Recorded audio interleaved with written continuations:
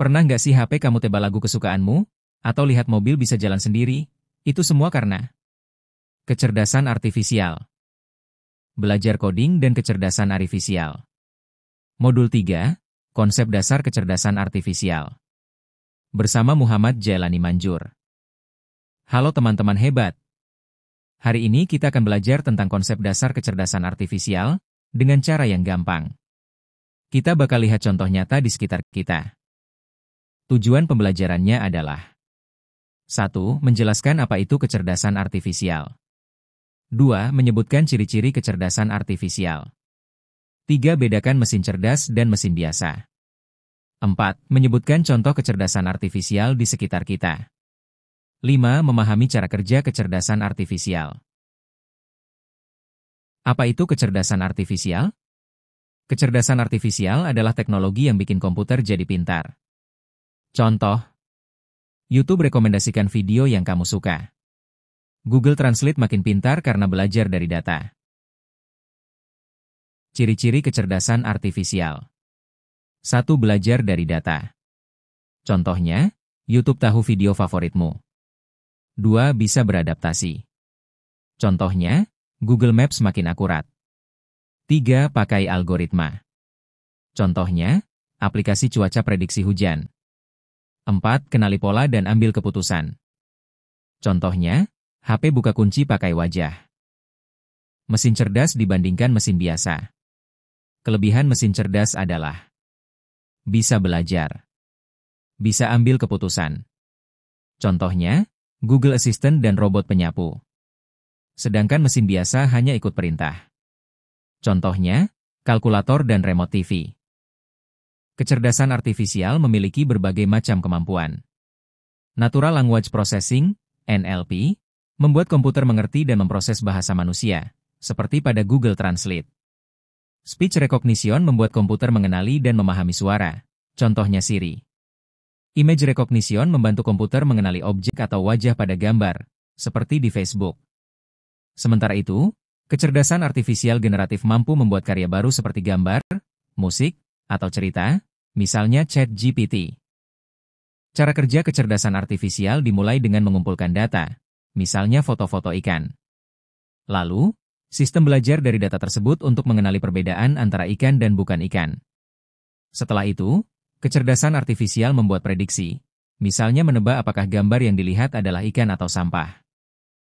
Batasan kecerdasan artifisial adalah tidak memiliki perasaan, sehingga tidak bisa memahami emosi manusia. Kecerdasan artifisial juga bisa membuat kesalahan jika data yang digunakan salah atau kurang lengkap. Selain itu, kecerdasan artifisial hanya dapat bekerja berdasarkan data yang ada, sehingga tidak bisa berpikir di luar informasi yang dipelajarinya. Rangkuman. Kecerdasan artifisial membuat mesin menjadi pintar, mampu belajar, beradaptasi, dan mengambil keputusan. Ada perbedaan antara mesin cerdas dan mesin biasa. Namun, kecerdasan artifisial tetap memiliki batasan, seperti tidak punya perasaan dan hanya bekerja sesuai data yang dimiliki. Refleksi.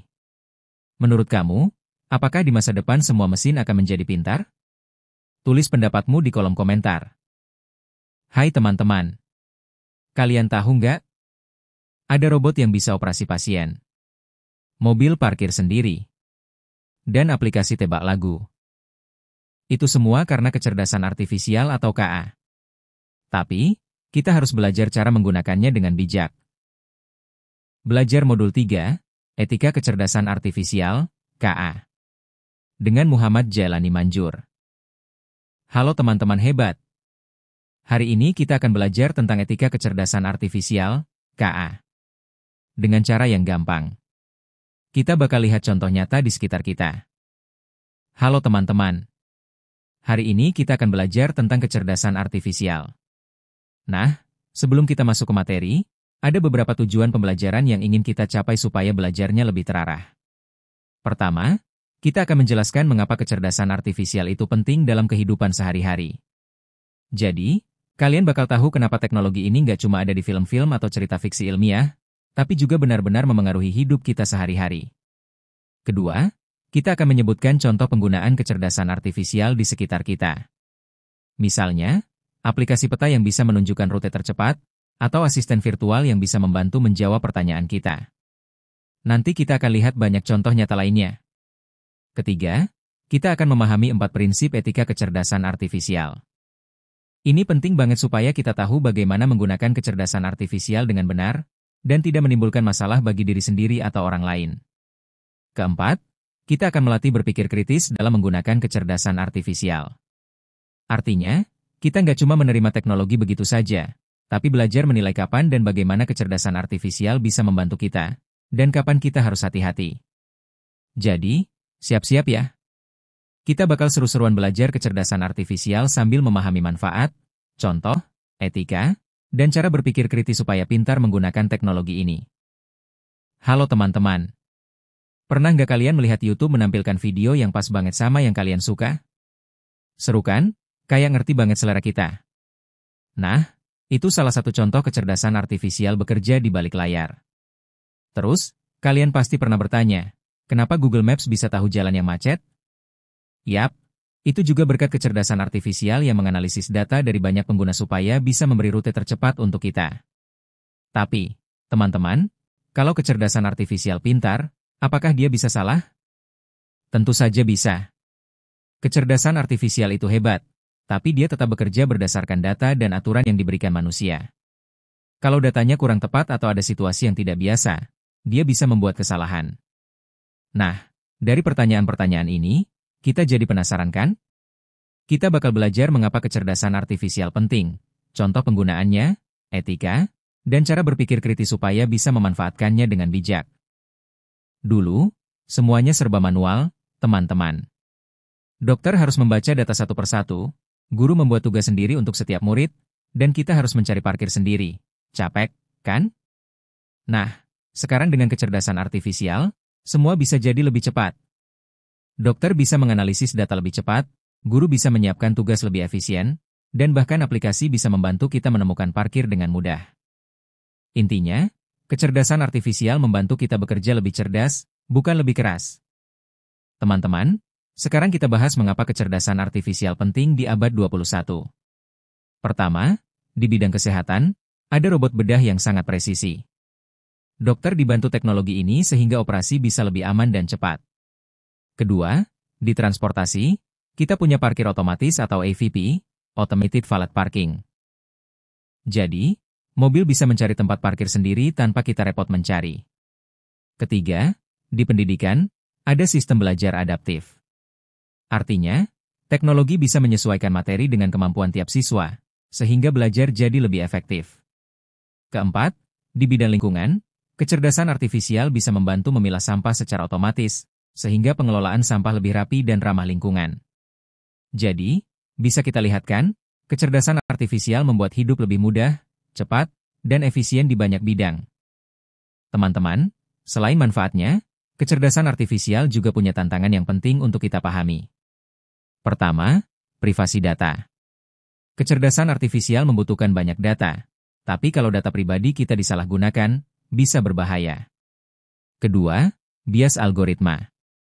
Kadang keputusan yang dibuat kecerdasan artifisial bisa tidak adil karena algoritmanya belajar dari data yang tidak sempurna. Ketiga, kurang transparansi.